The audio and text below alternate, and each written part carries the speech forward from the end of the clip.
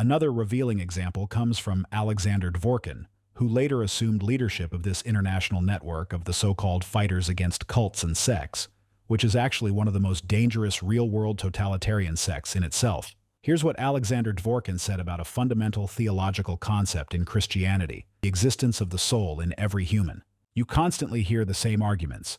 God is one, so why do people invent different religions? God is in the soul, as if, forgive me, God is mold that appears in the soul by itself. I always want to ask this question. From what moment did he appear in you, and how do you actually know that he is there? What are the fruits, and what is the name of the God in your soul? Do you know this?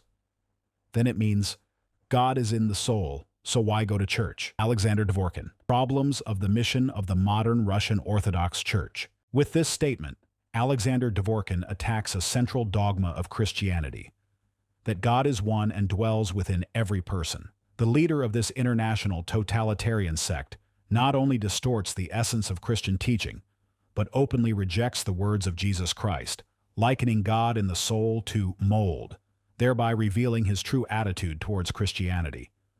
But let us now return to Far Cry 5.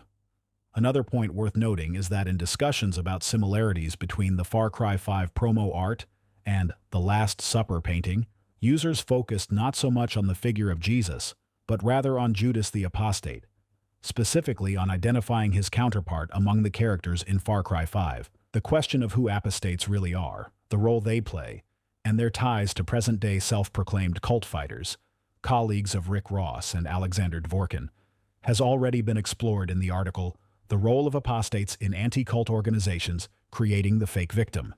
Overall, this allusion to Christianity received a negative response in comment threads and discussions across various forums. Critical reactions also appeared under videos on the official YouTube channel of Ubisoft, the developer and publisher of Far Cry 5, including videos featuring interviews with Rick Ross.